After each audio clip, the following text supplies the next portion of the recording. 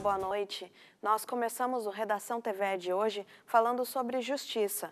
Conforme o IBGE, quase 9% das mulheres brasileiras já sofreram algum tipo de violência sexual. O apoio a essas vítimas vai desde o sistema de saúde até o judiciário. Mas imaginem alguém buscar a justiça e sofrer abuso em plena audiência. Foi o que aconteceu com a influenciadora Mariana Ferrer no ano passado, pois o caso de Mariana deu origem a uma nova lei que já entrou em vigor no país. O caso de Mariana teve repercussão nacional. No dia 27 de julho de 2020, ela foi ofendida numa audiência judicial online sobre a violência sexual sofrida por ela numa casa noturna em Santa Catarina em 2018.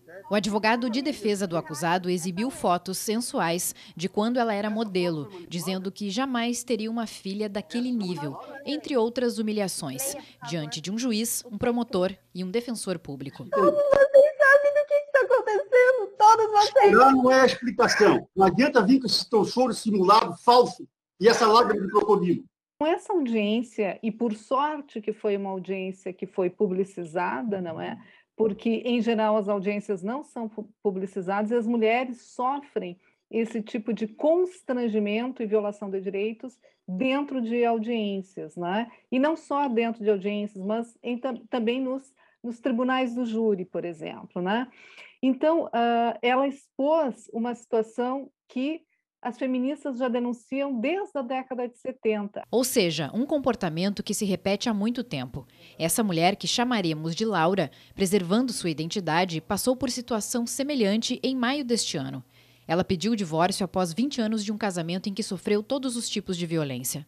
Na audiência de mediação, procedimento que faz parte do processo, viu o ex-marido repetir diversas vezes, sem ser interrompido, que ela era mentirosa e gostava dos abusos. Terminei de falar o que eu tinha para falar e as duas disseram assim: a gente não é juiz, a gente não está aqui para julgar. Deu. Quando chegou a vez dele, ele pegou e disse assim: pois é verdade dela. Ele mesmo admitiu. E tu acredita que elas não fizeram nada? Em nenhum momento elas disseram: te contém, para com isso é grave, tu está admitindo um crime. A lei busca garantir proteção para as mulheres possíveis vítimas de violência sexual. Põe limites na atuação dos advogados de defesa dos acusados e atribui aos juízes o dever de zelar pelas denunciantes. As pessoas que violarem, então, utilizarem de linguagem, por exemplo, né, não adequada, como foi o caso, exporem fotos, não é, do material que diga respeito à individualidade, à privacidade, que não tem nada a ver com os fatos que estão sendo investigados, não é? As pessoas que fizerem isso podem sofrer sanções, seja no âmbito civil, administrativo ou mesmo penal. E quando a gente tem um problema desse, parece que a gente fala, dói, mas faz bem ao mesmo tempo. Meu sonho mesmo, de verdade, até eu conto para minha psicóloga, eu queria ser advogado para defender as mulheres, sabe? Porque eu acredito na lei, sim. E eu estou esperando pelo juiz, seja o tempo que for. Eu estou esperando. Eu acredito, sim. E não quero que as mulheres se calem, não. Chega. A gente fala mais sobre a Lei Mari Ferrer, que proíbe o constrangimento de vítimas de violência sexual, com a coautora do texto, a deputada federal do Rio Grande do Sul, Fernanda Melchiona. Deputada, como a gente viu na matéria da Lisele aí, os casos eles já vêm acontecendo, né? Mas graças à repercussão desse caso com a Mari, então foi possível ter esse texto. De que forma ele vai, então, esse agora, então, um projeto de lei já sancionado, que está em vigor, de que forma ele vai poder ajudar essas vítimas agora na Justiça? Bem-vinda ao Redação TV.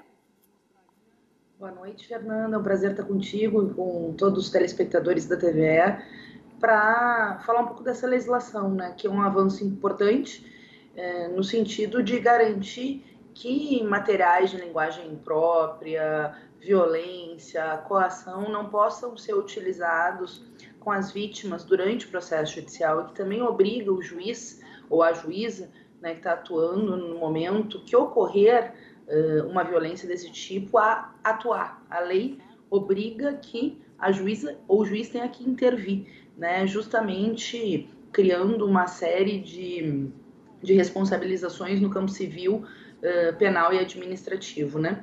E o mais grave desse caso é que a Marie Feyer foi uma triplamente vítima, né?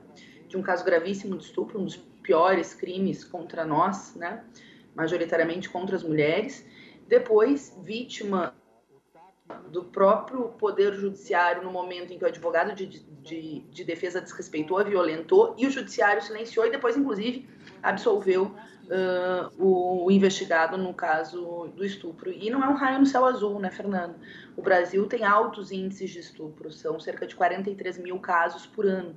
E muitas das mulheres deixam de procurar os órgãos justamente por medo de ser culpabilizada pelo próprio estupro. Ainda se tem uma cultura, quantas vezes, não foi um nem dois casos, né, da mulher chegar para fazer a denúncia e ter perguntas constrangedoras como que roupa estava, onde andava, julgando a mulher e não julgando o estuprador. É o que a gente chama de cultura do estupro, e é preciso criar mecanismos para combatê-la. A lei vem no sentido justamente de coibir que ela se reproduza no âmbito do Poder Judiciário quando o inquérito já está em fase final. Eu tenho muito orgulho de ser uma das 24 coautoras dessa legislação. Agora é batalhar para que ela, obviamente, seja efetivada e, ao mesmo tempo, a gente empodere a luta das mulheres contra esse crime absurdo, violento, que, infelizmente, é muito recorrente no Brasil contra as nossas mulheres.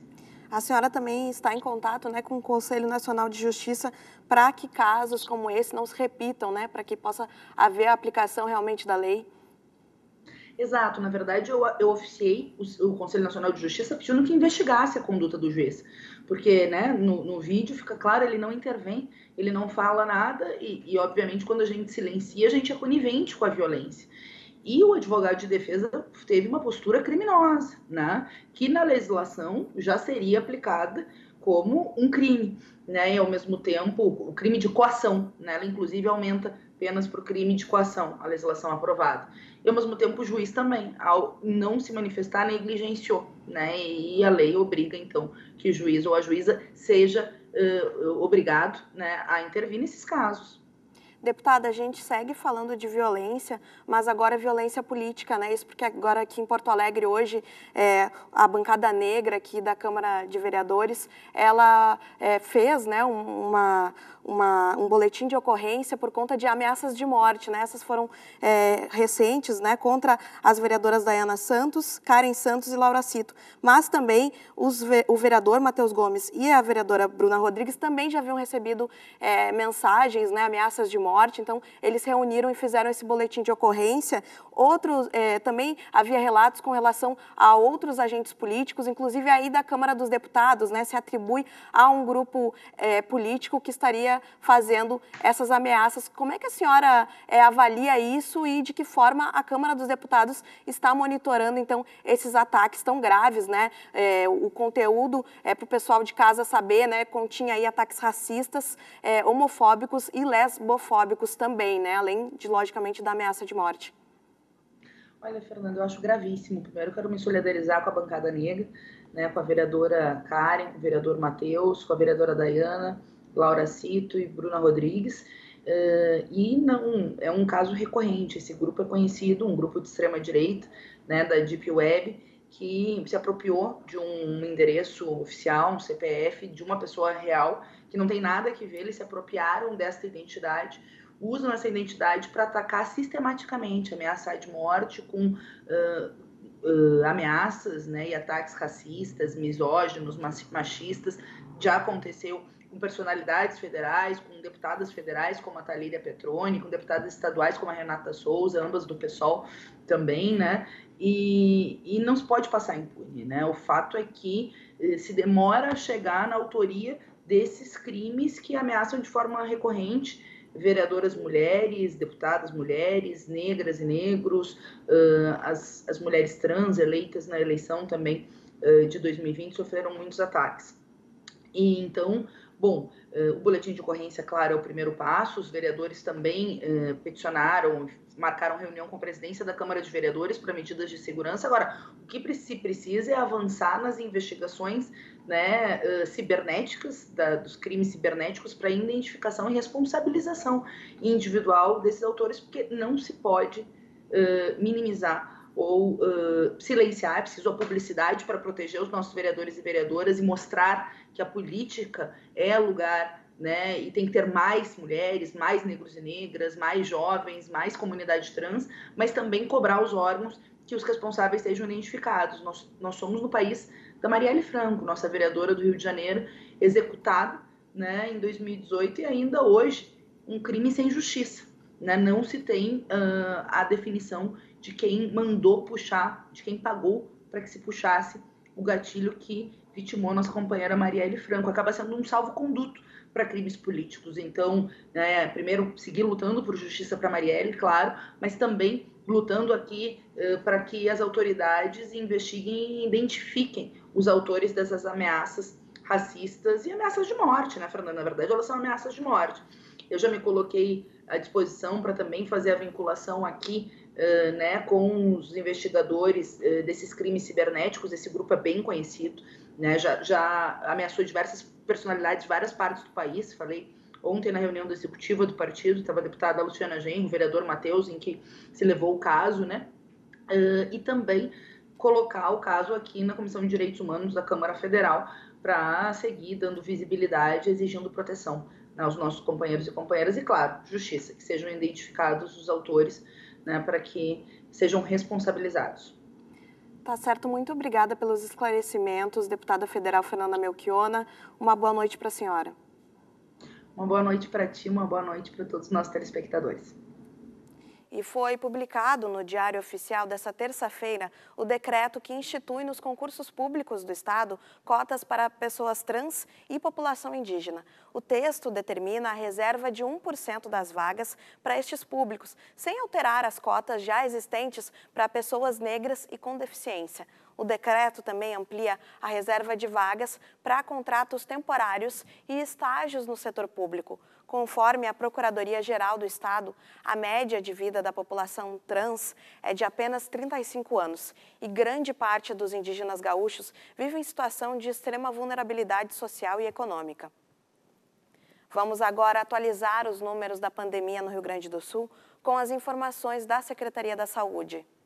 São mais de 1.496.000 casos confirmados de Covid-19 no estado, onde 36.228 pessoas já morreram por causa da doença.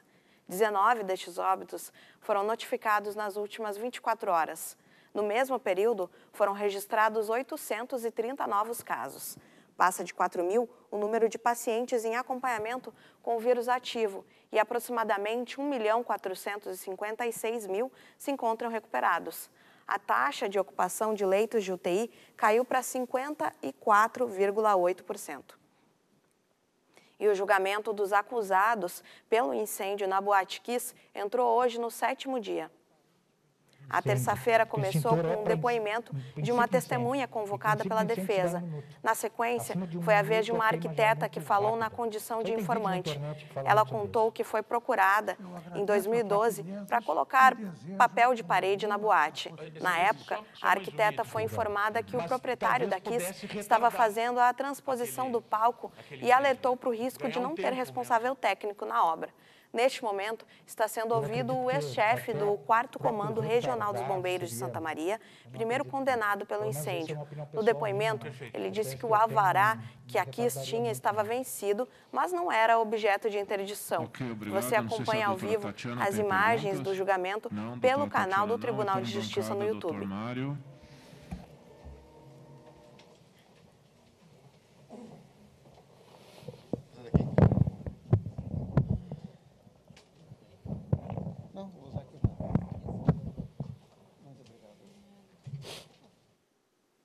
O custo da cesta básica de Porto Alegre recuou 0,83% em novembro, ficando em R$ 685,32. Conforme o Diese, o valor ainda é o terceiro mais alto entre as capitais brasileiras, atrás apenas de Florianópolis e São Paulo.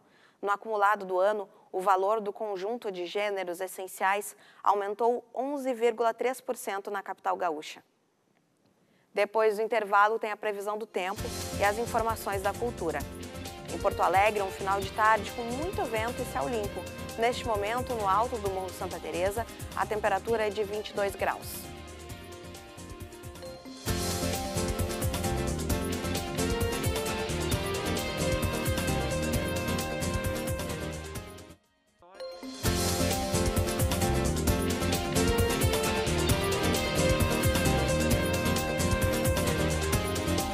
Estamos de volta com as informações do tempo. A quarta-feira será ensolarada na maior parte do território gaúcho. Confira no mapa.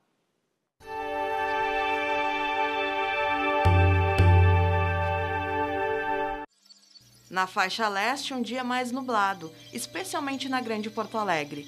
Também no sul e nos campos de cima da serra, céu mais encoberto. Nas demais áreas, ele fica limpo. As temperaturas terão variação significativa entre a manhã e a tarde. Na região metropolitana, ventos de fracos a moderados. Na capital, oscilação entre 17 e 28 graus. Mínima de 14, máxima de 29 em Pelotas. Os termômetros irão dos 16 aos 32 graus em São Miguel das Missões.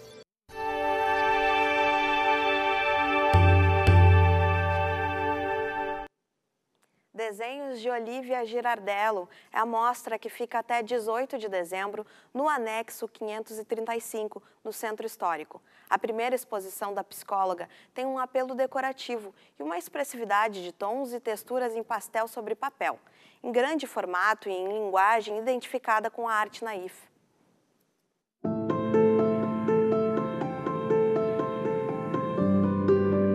A arte ingênua ela é associada com um recurso, né, uma forma mais primitiva, mais simples, mais infantil.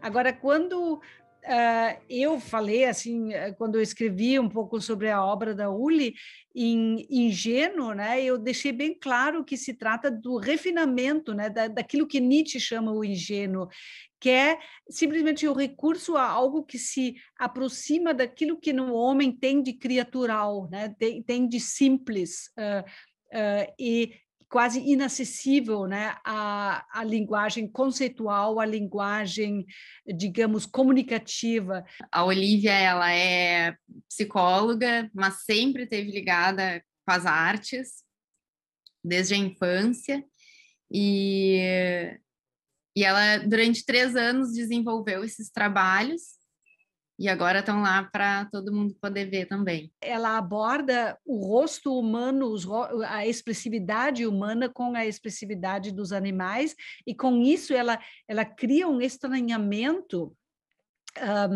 que nos faz perceber, que faz o espectador perceber essa inquietante proximidade, né, que o ser humano tem com os animais. Eu gosto muito de uma frase que a Ulli me disse, que é: aquele aparente nada da vida cotidiana me interessa muito. Desenho para parar o tempo, para registrar o que me é mais precioso, que eu tenho por perto. A família dela, os cachorros, o ambiente da casa. Uhum. Então, os vínculos familiares e essa passagem do tempo são bem intrínsecos à vivência. É quase uma pintura biográfica, vocês poderiam pensar assim? À primeira vista parece uma pintura totalmente biográfica, né? Mas a questão é o que ela faz com isso, né?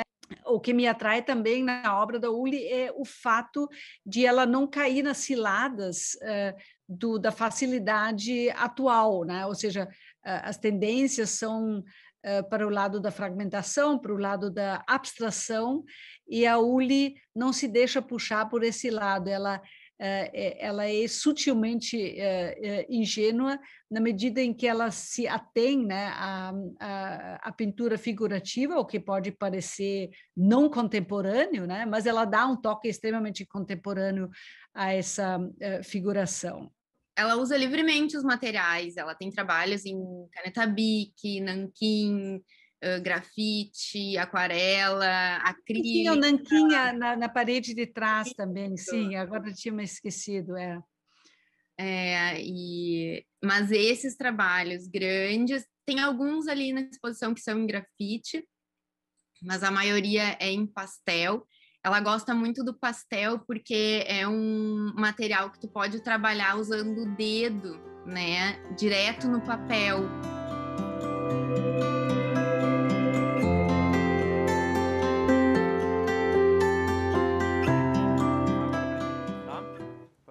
A Serra Gaúcha é o palco da produção instrumental e autoral de música a partir de quinta-feira. É o início do 3º Festival de Música de Nova Prata.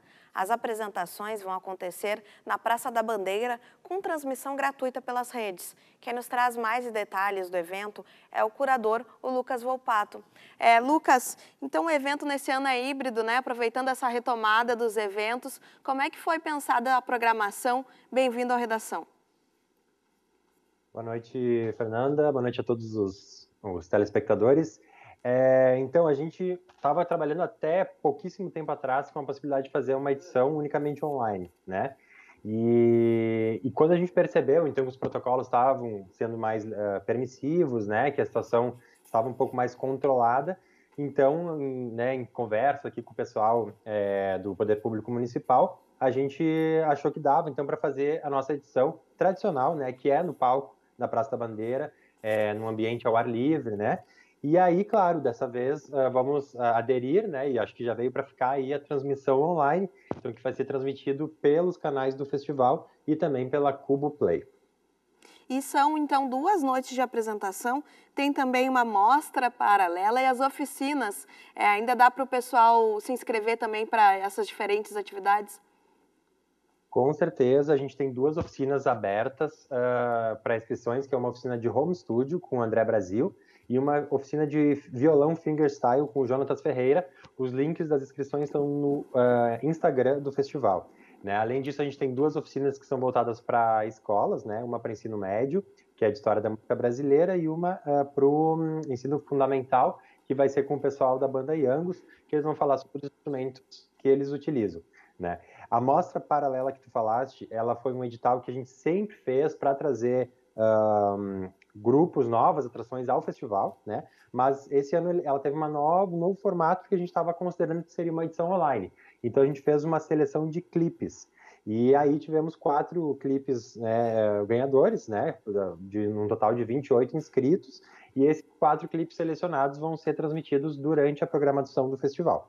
E como tu mencionaste, a gente tem a nossa mostra principal, né, que é feita por músicos convidados, grupos convidados, que vão ser, então, no sábado. A gente começa com a banda Yangos, que é uma banda que esteve na primeira edição do festival em 2015. Lá atrás, eles ganharam a mostra paralela, justamente que a gente estava falando.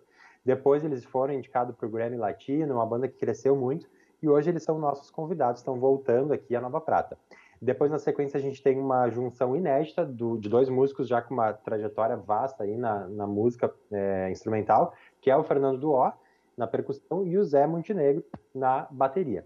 E aí a gente finaliza a primeira noite com o Lúcio Anel, né, e seu violão solo, que dispensa comentários. No domingo, então, a gente começa às 18 horas com um grupo daqui de Nova Prata, que é o Garra e Alma, um duo de violões, instrumental. Depois a gente segue com a Tayan Martins Quinteto, que é um grupo que aborda formado só por meninas, né, jovens instrumentistas, extremamente qualificadas, e elas vão tocar samba e choro, né, o repertório delas. E finalizamos, então, o domingo com o Felipe Caram e o seu grupo, que é com muito jazz, violino e música popular brasileira. Muita opção aí para todo mundo curtir. E, Lucas, vai ter uma homenagem também nesse festival, né, bem especial. Exatamente. A gente, desde a última edição, começou a homenagear figuras aqui de Nova Prata que têm um destaque nessa área da música, né, na nossa cidade. E esse ano a gente está homenageando a irmã Orildes Cremones, que ela tem 94 anos, né, ainda está super ativa, super lúcida, e a gente decidiu, então, trazer essa homenagem para ela, para as pessoas, as novas gerações também poderem conhecer um pouco do trabalho dela. Ela tem uma história muito associada ao ensino musical aqui em Nova Prata, né, especialmente no piano e no acordeon. Então, ela é a grande homenageada e a gente, né, vai render uma homenagem para ela no sábado de noite, né, e entregar um prêmio especial que é desenvolvido pela Fabriqueta, que é um parceiro nosso aqui do festival, né? Então a gente vai entregar esse prêmio, que é o nosso reconhecimento às pessoas que se destacaram, para a gente não esquecer, né, o que a história aqui de Nova Prata e as pessoas que fizeram música, né, e fizeram parte da história musical da nossa cidade. A gente reforça o convite, então, de quinta a domingo. O site do festival é FMNP, né? Festival de Música de Nova Prata, fmnp.com.br. Lá tem toda a programação. Muito obrigada, viu, Lucas Volpato, curador, então, dessa terceira edição do festival. Sucesso no evento. Obrigado, Fernanda. Obrigado pelo espaço. Estão todos convidados aí a subir a serra. E quem não puder, né, está convidado a assistir no conforto da sua casa pelos nossos canais de forma online. Um abraço. Que maravilha. Agora a gente fala de artes cênicas. O espetáculo BR Trans encerra a temporada com a apresentação amanhã às 9 da noite no Teatro São Pedro. Bom, para quem não me conhece, eu me chamo Silvério Pereira, eu sou cearense. Eu comecei fazendo teatro em 97. O espetáculo com o ator cearense Silvério Pereira, sob a direção de Jezebel De Carli, estreou há 9 anos em Porto Alegre. Após ser assistido por mais de 60 mil espectadores e circular por mais de 70 cidades do Brasil, além de ter passado por Alemanha e Estados Unidos, a montagem encerra sua trajetória.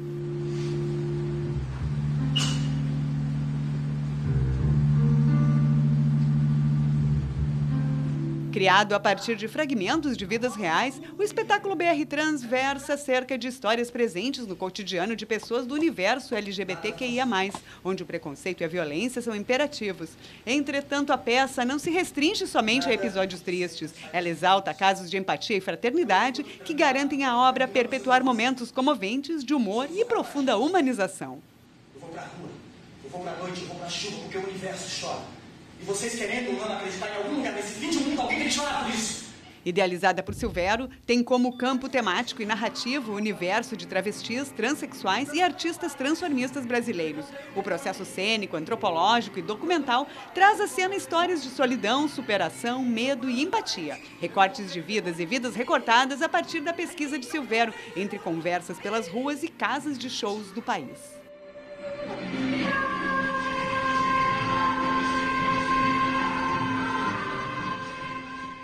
O funk americano e a percussão são algumas das sonoridades do single Placa Tectônica, da porto-alegrense Bianca Obino. O videoclipe foi gravado na Estância Província de São Pedro, em Guaíba, e pode ser conferido nas redes sociais da cantora e compositora.